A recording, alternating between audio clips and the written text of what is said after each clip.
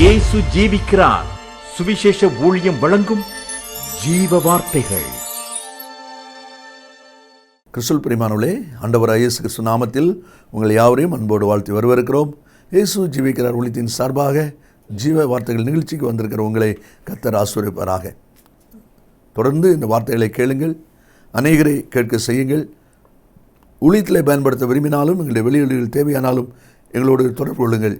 அவர் தமது வசனத்தை அனுப்பி அவர்களை குணமாக்கி அழிவுக்கு தப்புவிக்கிறார் என்ற வார்த்தையின்படி விசுவாசத்தோடு ஏற்றுக்கொண்டு கீழ்ப்படுகிற ஒவ்வொருவருக்குள்ளும் ஒரு அற்புதம் நடக்கும் என்பதிலே சந்தேகமே இல்லை. இந்த நாளிலே கர்த்தர் நமக்கு தருகிற வார்த்தையை ஜெபத்துடன் வாசிக்கிறேன், கவனமாய் கேளுங்கள். நீதிமொழிகள் 23 அதிகாரம் 5 வசனம். இல்லாமற் போகும் பொருள் மேல் உன் கண்களை பறக்க விடுவானேன், அது கழுகுகளைப் போல சிறகுகளை தனக்கு உண்டு பண்ணி கொண்டு ஆகாயமார்க்கமாய் பறந்து போகும். இல்லாமல் போகிற பொருட்கள் மேல் உன்னுடைய கண்களை பறக்க விடுவானேன். ஆண்டவர் இன்றைக்கு இந்த வார்த்தையை சொல்கிறார் என்றால் காரணம், அநேகருடைய கண்கள் பறந்து கொண்டு இருக்கிறது. அப்படி கிடைக்கும், இப்படி கிடைக்கும், அதை பார்க்கலாமா, இது செய்யலாமா, அங்கே போகலாமா, அங்கே போகலாமா, இப்படி எதையோ எண்ணி எதையோ நினைத்து பறந்து கொண்டு இருக்கிறது. அதனால் கர்த்தர் கேட்கிறார், இல்லாமல் போகும் பொருள் மேல், உனக்கு இல்லாத பொருளுக்கு மேலே, உனக்கென்று நியமிக்கப்படாத பொருளுக்கு மேலே நீ படுகிற ஆசை, நீங்கள் படுகிற பிரயாசம், அது எதற்கு சமம்? அடுத்து சொல்லப்பட்டிருக்கிறது, அது கழுகை போல தனக்கு சிறைகளை உண்டு பண்ணி கொண்டு ஆகாய மார்க்கமாய் பறந்து போகும். எட்டாத உயரத்துக்கு போயிடும். உன் பிரயாசம் எல்லாம் வேஸ்ட், வீணாக போயிடும். ஏன் இப்படிப்பட்ட காரியத்தை நீ செய்கிற?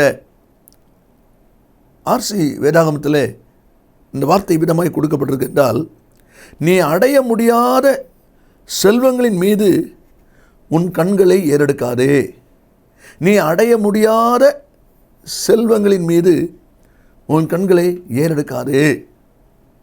அதே சமயத்தில் லுத்தரன் வேதாகமத்தை வாசிக்கும்போது,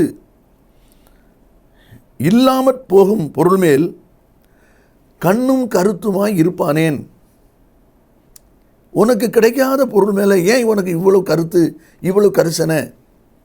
இந்த வார்த்தையில் கேட்கிற அன்பு நேச பிள்ளைகளே, ஒருவேளை நீங்கள் ஏதோ ஒரு எதிர்பார்ப்போடு இருக்கலாம், ஏதோ ஒன்றை தேடிக்கொண்டிருக்கலாம், ஏதோ ஒன்றை விட்டுவிடக்கூடாது என்று சொல்லி நீ நினைக்கலாம். ஆனால் யோசித்து பாருங்கள், அது இல்லாமல் போகிற பொருளாக, உங்களுக்கு கிடைக்கக்கூடாத ஒரு பொருளாக, நீங்கள் அடைய முடியாத ஒரு செல்வமாக அது இருந்துவிடக்கூடாது. அதில் ஜாக்கிரதையாக இருங்கள் என்பதை தான் தேவனுடைய வார்த்தை சொல்வதை பார்க்கிறோம். காரணம், பிரசங்கி 1:8 வாசிக்கிறோம், காண்கிறதினால் கண் திருப்தி ஆகிறது இல்லை. யோசுவா 7 அதிகாரத்தில் ஆகான்கிற ஒரு மனுஷனை குறித்து நம்ம வாசிக்கிறோம். அந்த யுத்தத்தில் அவன் பார்த்த பொன் பாலங்கள், அந்த பொருட்களெல்லாம் சேர்த்து கொள்கிறான். 21 வசனத்தில், நான் அவைகளை கண்டு இச்சித்து எடுத்துக்கொண்டேன். அந்த முடிவு என்ன? கல் குவியல் தான் கிடச்சிது. ஒரு பெரிய அழிவு தான் அவன் சந்திக்கிறான். காரணம், இல்லாமல் போகிற பொருள் மேல் கண்களை பறக்க விட்டதுனால. 2 ராஜாக்கள் 5:20 கேயாசி நாகமான் பின்னாலே ஓடி எதையாயிலும் நான் வாங்குவேன் என்று சொல்லி வாங்குகிறான். முடிவு என்ன? அவன் பிரயாசப்பட்டு தேடின பொருள் ஒரு பக்கம் கிடைக்குது, அவன் தேடாத குஷ்டரோகம் அவனை தேடி வருது. எவ்வளோ வேதனையான ஒரு காரியம்.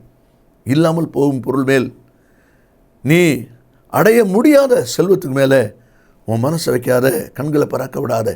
வேகமாக 3 காரியங்களை வாசித்து நாம் ஜெபிக்க போகிறோம். கர்த்தருடைய வார்த்தை சொல்வதை நாம் அதில் பார்க்கிறோம். முதலாவது, ஆதியாகமம் 3 அதிகாரம் 6 வசனத்தை நாம் வாசிக்கும்போது தேவனுடைய வார்த்தை விதமாய் சொல்வதை நாம் அதில் பார்க்க முடியும். நமக்கு எல்லாருக்கும் தெரிந்த ஒரு வேத பகுதி அது. ஸ்திரீயானவள் அந்த விருட்சம் புசிப்புக்கு நல்லதும் பார்வைக்கு இன்பமும் புத்தியை தெளிவிக்கிறதற்கு இச்சிக்கப்படத்தக்க விருட்சமாக இருக்கிறது என்று கண்டு அதன் கனியை பறித்து புசித்து தன் புருஷனுக்கு கொடுத்தாள், அவனும் புசித்தான். அந்த விருட்சம் புசிப்புக்கு நல்லது, பார்வைக்கு இன்பம். பார்வைக்கு இன்பம். இந்த வார்த்தையில் கேட்கிற அன்பு நேச பிள்ளைகளே, நம்ம கவனிக்க வேண்டிய ஒரு முக்கியமான காரியம் என்ன? அவள் சொல்லுகிறாள், இதே தோட்டத்திலே இதே மரத்திலே இதுவரை எத்தனையோ முறை இந்த பழங்களை பார்த்திருக்கிறாள். அப்பொழுதெல்லாம் இந்த பழம் அவளுடைய பார்வைக்கு இன்பமாக தெரியவில்லை. ஆனால் எப்பொழுது சாத்தானுக்கு இடம் கொடுத்தாலோ, பிசாசோடு பேசுகிற ஒரு சூழ்நிலை ஏற்பட்டதோ, அதன் பின்பாக அவருடைய காரியங்களை குறித்து நாம் அதில் பார்க்கிறோம்.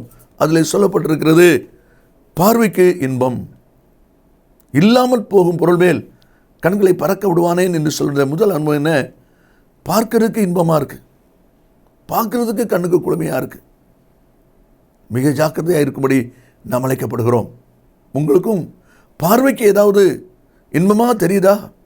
ஜாக்கிரதையாக இருங்க. இல்லாமல் போகிற பொருள் மேல் கண்களை பறக்க விடாதீங்க. அந்த வசனத்தில் சொல்லப்பட்டிருக்கிறது, நீங்கள் இதை புசிக்கும் நாளிலே உங்கள் கண்கள் திறக்கப்படும், நீங்கள் தேவர்களைப் போல இருப்பீர்கள் என்று சொல்லி சாத்தான் சொல்வதை பார்க்கிறோம். அந்த வார்த்தை கேட்ட உடனே சாத்தானுடைய சத்தத்துக்கு செவி கொடுத்த பின்பு அந்த பழம் புசிப்புக்கு நல்லதாக தெரியுது, பார்வைக்கு இன்பமாய் தெரியுது. அதுவரைக்கும் பார்வைக்கு இன்பமாய் தெரியாதிருந்த அந்த கனியானது இப்பொழுது புத்தியை தெளிவிக்கிறதற்கு இச்சிக்கப்படத்தக்க விருட்சம் என்று சொல்லி சொல்லப்படுகிறதை நம்மளே பார்க்கிறோம். நிறைய கவனிங்கள். அந்த பார்வைக்கு இன்பம் என்கிற அந்த ஒரு சிந்தை வந்தவுடனே தேவனுடைய வார்த்தை இருக்கிறதே, இதை சாப்பிடக்கூடாது என்று சொல்லியிருக்கிறாரே, அதை சிந்திக்கக்கூட முடியாதபடிக்கு கண்கள் மயக்கப்படுகிறது. அதான் கண்களை பறக்க விடுவானேன். கண்கள் பறக்க விட்டவங்களுக்கு பக்கத்தில் இருக்கிறது யார், என்ன சொல்கிறாங்க, எதை செய்யணும் எதை செய்யக்கூடாதுங்கிற நிதானிக்கக்கூடிய நிலை இல்லாதபடி செயல்படக்கூடிய ஒரு வேதனையின் அனுபவம். அதனுடைய முடிவு ஒரு பரிதாபமான முடிவு என்பதையும் நாம் அறிந்திருக்கிறோம். தோட்டத்தை விட்டு அவர்கள் விரட்டப்பட்டார்கள் என்று சொல்லி அதனுடைய முடிவில் நாம் அதை பார்க்கிறோம். இந்த வார்த்தையில் இருக்கிற அன்பு நேச பிள்ளைகளே, உங்களுடைய வாழ்க்கையிலையும் பார்வைக்கு இன்பமாக தெரிகிற காரியத்தை குறித்து நீங்கள் எச்சரிக்கையாக இருங்கள், ஜாக்கிரதையாக இருங்கள். அந்த பார்வைக்கு இன்பம் சொல்லி அதை புசித்ததனாலே அவள் அறிந்து கொண்ட காரியம் என்ன? தாங்கள் நிர்வாணிகள். அந்த மகிமையின் வஸ்திரம் அவளை விட்டு போய்விட்டது. வார்த்தைக்கு கீழ்ப்படியாமல் போனவுடன், வார்த்தையில் மீறுதல் ஏற்பட்டவுடன், அவர்கள் நிர்வாணிங்கிற அந்த சிந்தையே இல்லாதபடி பரிசுத்த சிந்தையோடு கர்த்தர் வைத்திருந்தாரே, அந்த நிலை மாறிவிட்டதை பார்க்கிறோம். அதனுடைய விளைவு என்ன? 8ஆம் வசனத்தில் வாசிக்கிறோம், ஆண்டுடைய சத்தத்தை, உலாவுற சத்தத்தை அவர்கள் கேட்ட உடனே கர்த்தருடைய சந்நிதிக்கு விலகி தோட்டத்தின் விருட்சங்களை விழுத்து கொண்டார்கள். இதுவரைக்கும் கர்த்தருடைய சத்தத்தை கேட்ட உடனே அவருக்கு நெருங்கி வந்த ஆதாம் ஏவாள் இப்பொழுது ஆண்டுடைய சந்நிதிக்கு விலகிறாங்க. தேவனுடைய சமூகத்தை விட்டு நீங்கள் விலகிறீங்களா? தேவனுடைய சமூகத்துக்கு போகிறது உங்களுக்கு பாரமாகவோ கஷ்டமாகவோ விருப்பம் இல்லாதாக இருக்குதா? உங்கள் கண்ணு பறக்குது, உங்கள் கண்ணு பறக்குது. ஏதோ ஒரு இல்லாமல் போகிற பொருள் மேல் கண்கள் பறக்கிறதுனால ஆண்டுடைய சமூகம் உங்களுக்கு பிரியமற்றதாக, விலகக்கூடியதாக இருக்கிறதை நாம் அங்கே பார்க்கிறோம். அது மாத்திரம் இல்லை, அவன்கிட்ட கேட்குறாரு, நான் புசிக்கக்கூடாதுன்னு சொன்ன கனியை புசித்தாயோ? ஆம் ஆண்டவரே நாம் பதில் சொல்லணும். ஆனால் அவன் சொல்கிறான், தேவரீர் தந்த ஸ்திரீயானவள் எனக்கு கொடுத்தாள், நான் புசித்தேன். நீர் மட்டும் ஒரு ஸ்திரியை தராமல் இருந்திருந்தா நான் புசிச்சிருக்க மாட்டேன். ஆக நீர் அந்த ஸ்திரியை தந்தால் தான் தப்புங்கிற மாதிரி கொண்டு முடிக்கிறான். இவ்வளோ பிரச்சனை எதனால் வருது? பார்வைக்கு இன்பம். அந்த பார்வைக்கு இன்பம் வந்த உடனே தவறு, பொய், விலகுதல், பல காரியங்கள் நிகழ்வதை நாம் அதில் பார்க்கிறோம். இந்த வார்த்தையில் கேட்கிற அன்பு நேச பிள்ளைகளே, உங்களுடைய வாழ்க்கை சற்று யோசித்து பாருங்கள். 2வது ஒரு வசனத்தை நாம் வாசிப்போம். ஆதியாகமம் 29வது அதிகாரம் 17வது வசனத்தை நாம் வாசிப்போம். லேயாளுடைய கண்கள் கூச்ச பார்வையாக இருந்தது, ராகேலோ ரூபவதியும் பார்வைக்கு அழகுள்ளவளுமாக இருந்தாள். முதல்ல நாம் பார்த்தோம் பார்வைக்கு இன்பம். இங்கே யாக்கோபுடைய பார்வைக்கு ராகேல் அழகுள்ளவளாக இருக்கிறார். பார்வைக்கு அழகு. இந்த பார்வைக்கு அழகுடைய காரியத்தை என்ன? யாக்கோபு தன் மாமன் வீட்டுக்கு வந்து சேருகிறான்.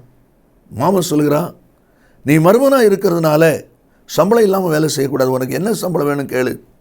அவன் சொல்கிறான், உம்முடைய இளைய மகள் ராகேலுக்காக நான் 7 வருஷம் வேலை செய்கிறேன். எதுக்கு? பார்வைக்கு அழகுள்ளவள் என்பதுதான் அவருடைய பிரதானமான காரியம். அந்த பார்வைக்கு அழகாக இருந்த ஒரு பார்வைக்கு அழகாக இருந்த அந்த பிரியத்தினால அந்த 7 வருஷம் அவனுக்கு கொஞ்சம் காரணமாக போயிட்டு தான். 20ஆம் வசனத்தில் வாசிக்கிறோம், அவள் மேல் இருந்த பிரியத்தினாலே அந்த வருஷங்கள் அவனுக்கு கொஞ்ச நாளாக தோன்றியது. பின்னால் நம்ம பார்க்குறோம், 7 வருஷம் முடிஞ்ச உடனே என்னுடைய மனைவி கொடுங்கன்னு சொல்லி கேட்குறான். ஆனால் மாமனார் லேயால தான் கொடுக்குறார். ஏன்னா மூத்தவள் இருக்கும்போது இளையவளுக்கு கொடுக்க மாட்டோம்னு சொல்லி சரித்திர சம்பவத்தை நம்ம வாசிக்கிறோம். நல்லா யோசித்து பாருங்க, ராகேலுக்காக 7 வருஷம் நம்ம வேலை செய்திருக்கிறோம். அடுத்த நாள் கொண்டு தனக்கு முன்பாக விடுது ராகேலா லேயாளான்னு கூட அவனால் நிதானிக்க முடியல. ஏன்? கண் பறக்குது. அந்த பறக்கிற கண்ணில் நமக்கு முன்பாக விடப்பட்டிருக்கு யார் என்ன தெரியாது, இல்லை, அங்கே தான் இருக்கிறான். ராகேலையும் நல்லா தெரியும், லேயாளையும் நல்லா தெரியும். விடிஞ்ச பிறகு தான் தெரியுது, என்னை மோசம் போக்கிட்டீரே, ஏன் இப்படி செய்தீர்னு சொல்லி மாமனாட்ட சொல்லிட்டு இருக்கிறான். அப்படியானால் ராகேலா லேயாளான்னு கூட அடையாளம் கண்டு கொள்ளக்கூடாத அளவுக்கு அப்படியே கண்கள் மறைக்கப்பட்டிருக்கு. அதான் இல்லாமல் போகிற மேல் பறக்கிறதான ஒரு கண்கள் என்று சொல்லி அந்த வசனத்தில் நாம் வாசிக்கிறோம். இந்த வார்த்தையில் கேட்கிற அன்பு நேச பிள்ளைகளே, சற்று யோசித்து பாருங்க. உங்களுடைய கண்கள் மறைக்கப்படக்கூடாது. அந்த பார்வைக்கு அழகு என்பது அவனுடைய சகல காரியங்களிலும் தானாகவே ஒரு நிபந்தனைக்கு தன்னை உட்படுத்திக் கொள்கிற காரியத்தையும் நாம் அதில் பார்க்கிறோம். கடைசியாக 3வது ஒரு அனுபவம் வாசிக்கும் போது நியாயாதிபதிகள் புஸ்தகம் 14ஆம் அதிகாரம் 3வது வசனத்தை நாம் வாசிக்கும் போது அங்கே விதமாய் வாசிக்கிறோம். நியாயாதிபதிகள் 14வது அதிகாரம் 3வது வசனம். தாயின் தகப்பனும் சிம்சோனிடத்திலே சொல்லுகிறார்கள், விருத்த சேதனமில்லாத பெலிஸ்தரிடத்தில் ஒரு பெண்ணை கொள்ள வேண்டியது என்ன? உன் சகோதரின் குமாரத்திகளிலும் எங்கள் ஜனம் அனைத்திலும் பெண் இல்லையா என்றார்கள். சிம்சோன் தகப்பனை நோக்கி, அவள் என் கண்ணுக்கு பிரியமானவள், அவளையே எனக்கு கொள்ள வேண்டும். அவள் என் கண்ணுக்கு பிரியமானவள். அப்படியானால் பார்வைக்கு பிரியம். நல்ல கவனிங்க, இல்லாமல் போகும் பொருள் மேல் கண்களை பறக்க விடுவானேன் என்றால் பார்வைக்கு இன்பம், பார்வைக்கு அழகு. இங்கே சொல்லப்பட்டிருக்கிறது பார்வைக்கு பிரியம். அந்த பார்வைக்கு பிரியம் என்ன செய்கிறது? தாய் தாப்பு சொல்கிறாங்க, எப்பா நம்முடைய சொந்தத்தில் பிள்ளைகள் இருக்கிறாங்களே, நம்முடைய சௌதர்மத்தில் பிள்ளைகள் இருக்கிறாங்களே, ஏன் நம்முடைய பிள்ளைகளை விட்டுட்டு நம்முடைய ஜனத்தை விட்டுட்டு அந்நிய தேசத்தில் பெலிஸ்தரிடத்தில் போய் நீ ஏன் பெண் எடுக்கணும் அப்படின்னு சொல்கிறாங்க. அது அவனுடைய சிந்தையில் வருதா? அதை ஏற்றுக்கொள்ள முடியுதா? தாய் தப்பனுடைய ஆலோசனையை ஏற்றுக்கொள்ள முடியல. காரணம் பார்வைக்கு பிரியம். பார்வைக்கு பிரியம் வந்த உடனே தாய் தகப்பன், பெற்றோர், பெரியவர்கள் அவங்களுடைய வார்த்தையை புறக்கணிக்க சொல்லுது. அவங்க எல்லாருடைய வார்த்தையை விட இந்த இல்லாமல் போகிற பொருள் அவ்வளோ பிரியமாக இருக்குது. இந்த வார்த்தையில் கேட்கிற அருமையான கர்த்தருடைய பிள்ளைகளே, நீங்கள் யாராக இருந்தாலும் மிக ஜாகரமாயிருங்கள். குறிப்பாக வாலிப பிள்ளைகள் ஜாக்கிரதையாயிருங்கள்.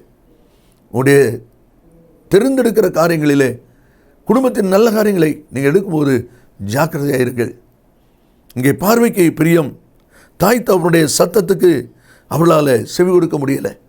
2 கொரிந்தியர் 6:14 பவுல் மூலமாக கர்த்தர் பேசும்போது, அந்நிய நுகத்திலே அவிசுவாசியுடன் பிணைக்கப்படாதிருப்பீர்களாக என்று சொல்லப்பட்டிருக்கிறது.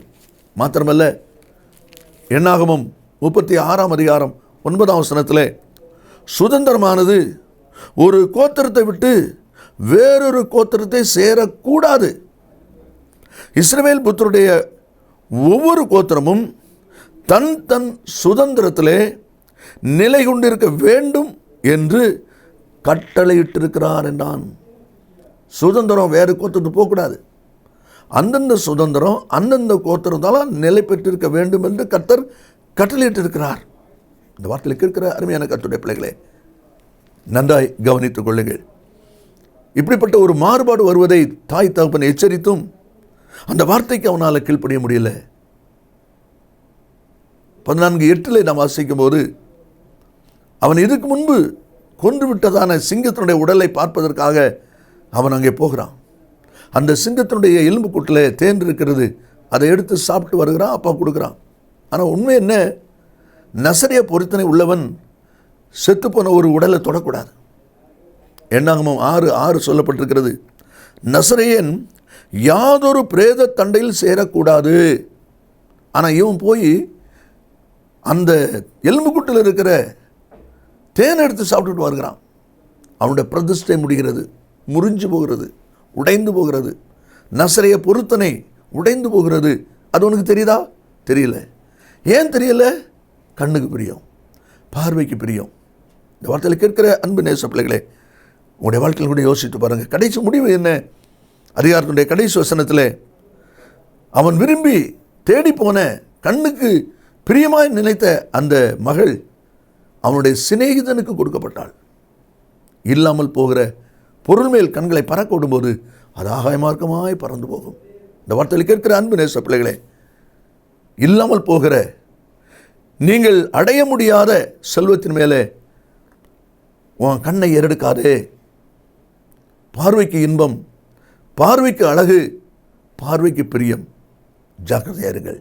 நாம் ஜெபிப்போமா? இயேசு சீக்கிரம் வரப்போகிறார். நல்ல பிதாவே, நன்றியோடு துதிக்கிறோம். உடைய வார்த்தை ஆமென்றும் ஆமேன்னு இருப்பதற்காக ஸ்தோத்திரம். இந்த வார்த்தை கேட்டிருக்கிற ஒவ்வொரு பிள்ளைகள், குறிப்பாக வாலிபர்கள், தங்களை ஆராய்ந்து பார்த்து இல்லாமல் போகிற பொருள் மேல் கண்களை பறக்க விடாதபடி பெற்றோர் பெரியோரை கனம் பண்ணி பிரதிஷ்டையை காப்பாற்றி வாழ ஆண்டவர் உதவி செய்வீராக. இன்றைக்கு ஒரு தீர்மானம் எடுக்கட்டும். கர்த்தர் இயேசுவின் நாமத்தில் பிதாவே, ஆமேன் ஆமேன். கர்த்தர்களை ஆசீர்வதிப்பாராக. ஆமென். அருமையானவர்களே, கடந்த நாட்களில் ஒரு புஸ்தகத்தை குறித்து நான் உங்களுக்கு சொன்னேன். 50 செய்திகள் அடங்கிய இந்த புஸ்தகம் உங்கள் ஆவிக்க வாழ்க்கைக்கு மிகவும் பிரயோஜனமாக இருக்கும். ஊழியர்களுக்கு சிறப்பாக பிரயோஜனமாக இருக்கும். நீங்கள் இதை பெற்று பயன்படும்படி உங்களை அன்பாய் கேட்டுக்கொள்கிறேன். மற்ற விவரங்களை என்னிடத்தில் கேட்டுக்கொள்ளுங்கள். கர்த்தர் உங்களை ஆசீர்வதிப்பாராக. மேலும் விவரங்களுக்கும் உங்கள் ஜெப தேவைகளுக்கும் நீங்கள் எங்களோடு தொடர்பு கொள்ள வேண்டிய முகவரி, ஜீசஸ் லிவ்ஸ் காஸ்பல் மினிஸ்ட்ரீஸ், சகோதரர் John M Jeyaraj, 123A Dohnavur road, Mavadi, Nellai மாவட்டம், தென்னிந்தியா 627107. Cellphone 9443113292. Email yesujivikaran@gmail.com. Website www.jesuslivesministries.org.